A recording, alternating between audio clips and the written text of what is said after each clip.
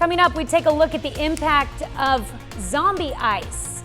And we are taking a look at the Skywatch Storm Tracker. As you can see, we have got nothing. This is nothing. This is actually just straight up ground clutter.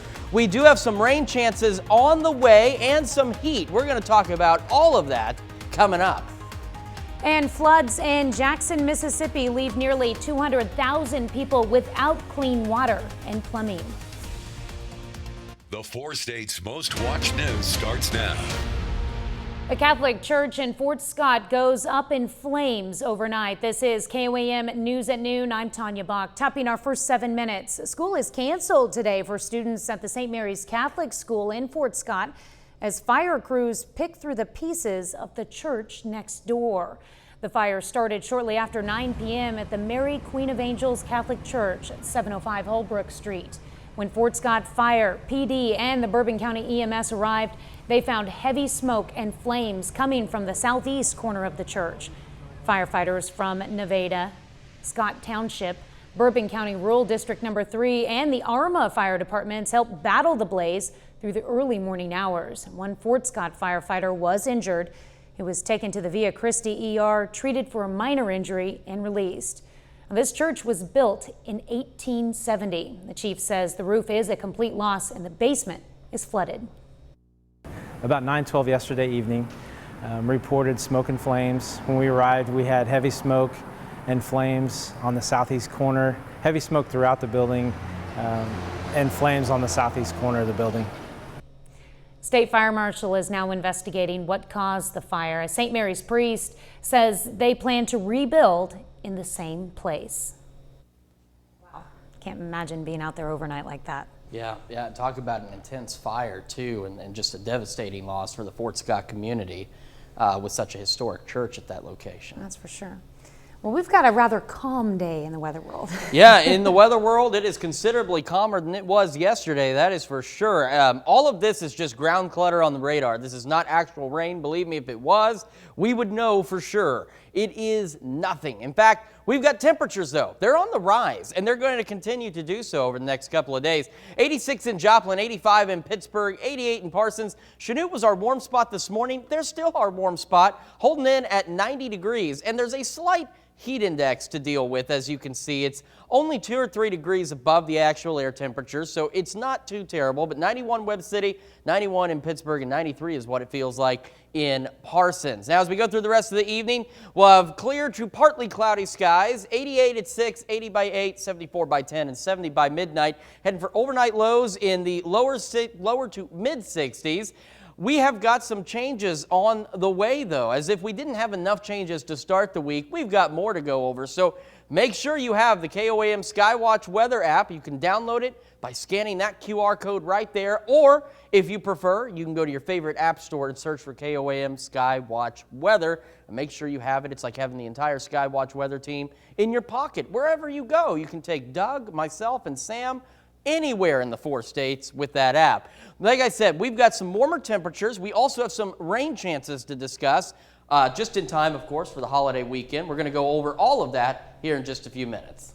Oh, we like to have rain, but we wouldn't want it to turn into flooding, that's for sure. Absolutely not. And I know that some parts of the country still dealing with some flooding situations. And that's right. Jackson, Mississippi, one of them declaring a state of emergency due to flooding.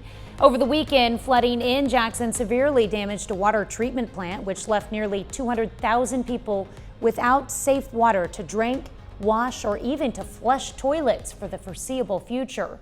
Schools are also shut down in the meantime.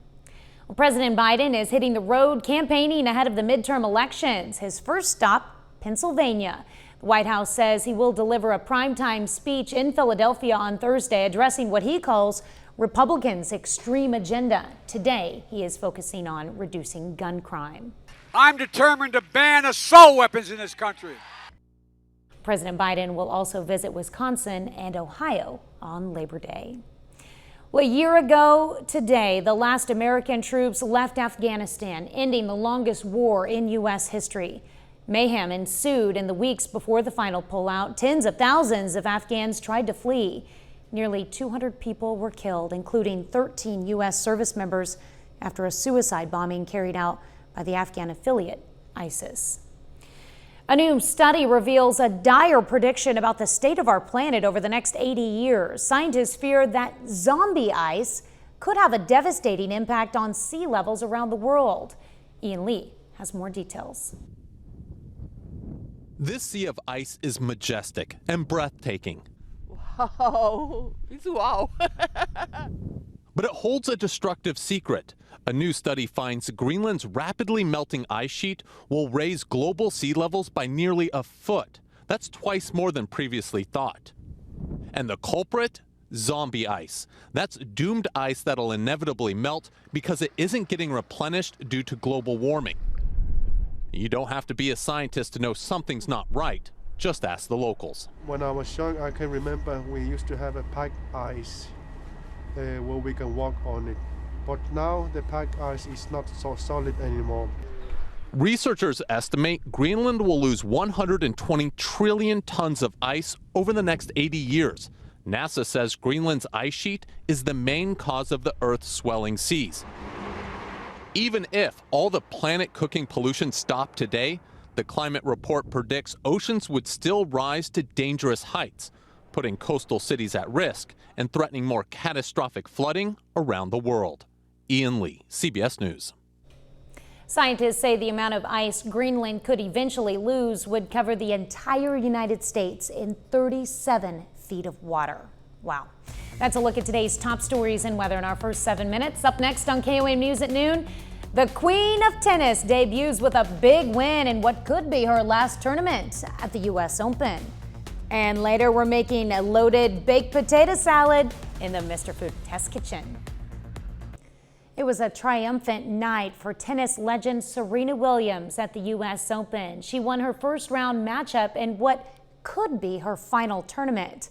It's been 23 years since Williams won her first ever major title at the 1999 U.S. Open.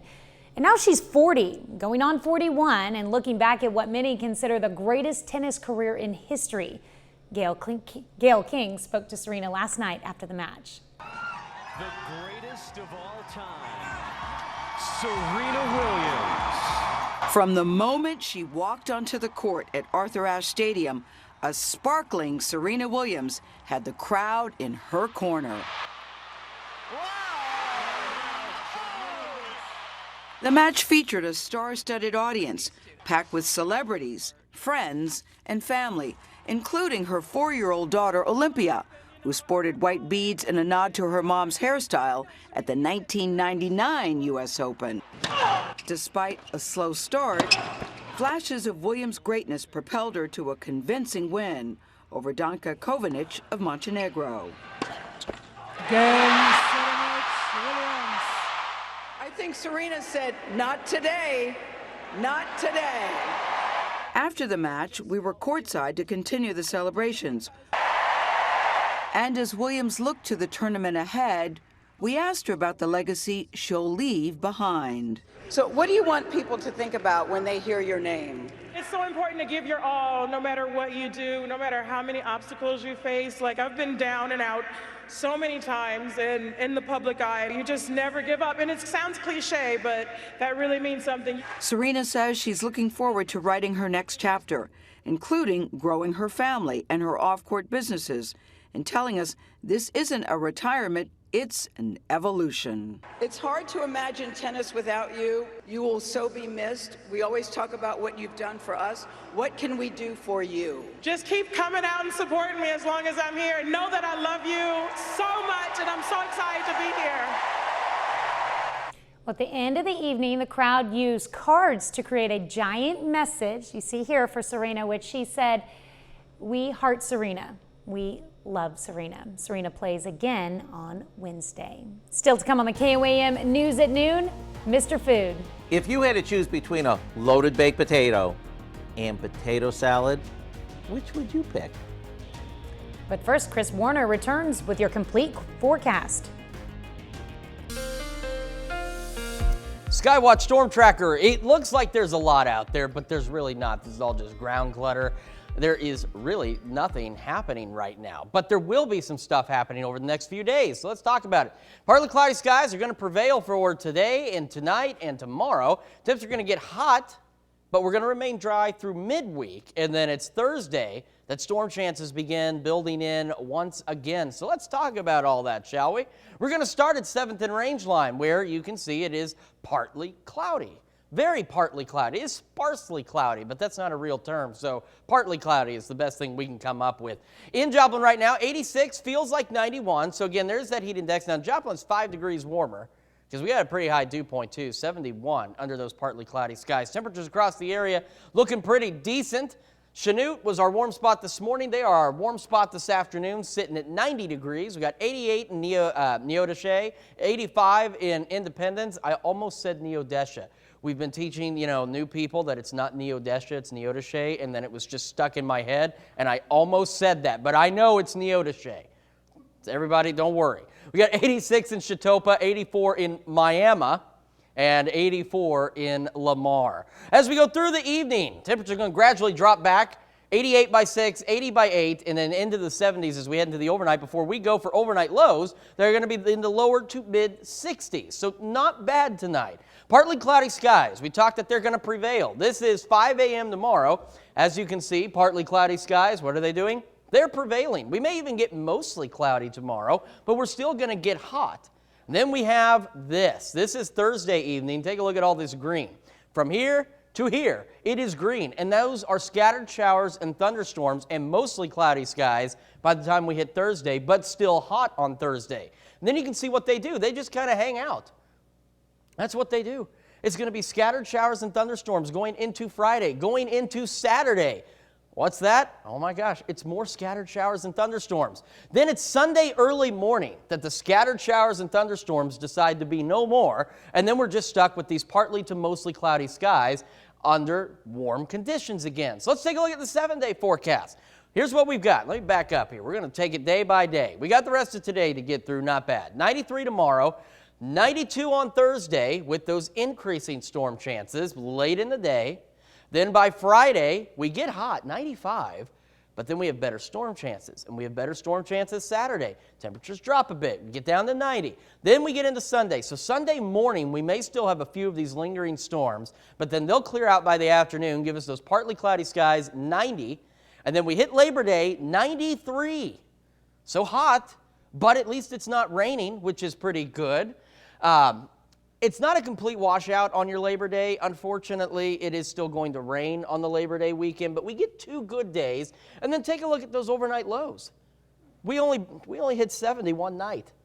We're in the 60s otherwise. So considering that we're going into September and the end of August here, these temperatures really aren't that bad. They're right about where they should be, and I think that we'll take them, and we're getting these rain chances. And the best part is, as you were talking about the flooding concerns earlier, we're getting these rain chances in batches. We're not getting just completely deluged with rain. We're getting breaks, and so the ground's able to soak in what it needs before we have flooding concerns. So.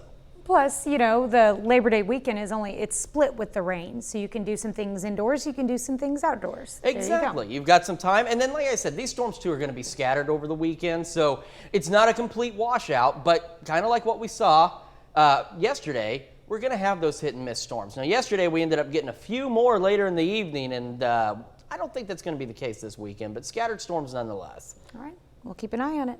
Thanks, Chris. We take this time to honor today's 4th-state hero, Major Brian Troglia in the U.S. Army. The Frontenac, Kansas native was a part of the 24th Infantry Division, 20th Engineer Battalion, and 82nd Airborne Division. He fought in Desert Storm as one of the first ground troops to enter Desert Storm.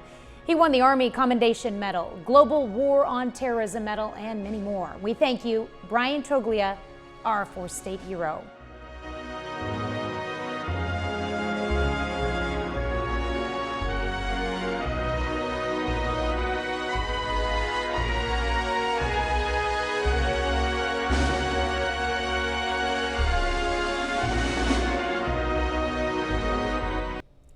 Which is better, a loaded baked potato or a potato salad? Well, why not both? Howard shows us how to make a loaded baked potato salad in the Mr. Food Test Kitchen. Potato salad is one of those dishes that, although we eat it all year long, it's most popular during the summer since it's cool and refreshing. But now that summer's coming to a close, we have a version that's perfect for the cooler weather. It's baked potato salad that's served warm, and boy is it ever good. We begin by baking 4 to 5 potatoes until they're fork tender. Once they are, we let them cool slightly before cutting them up and placing them in a large bowl. To that, we add a container of sour cream, some sliced scallions, a good amount of cheddar cheese, some melted butter, a little salt and pepper, and everyone's favorite, some crumbled bacon.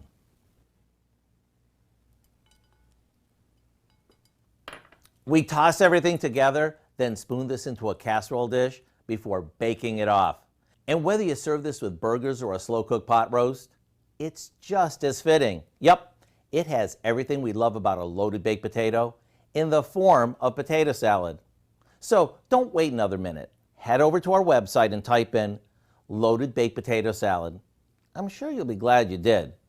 I'm Howard of the Mr. Food Test Kitchen, where today we found a potato lover's way for you to say, ooh, it's so good. Looks like another winner. You can find this recipe along with a lot more good food from the Mr. Food Test Kitchen online. Just go to our website at KOAMnewsnow.com. Here's a look at our 4-state market prices.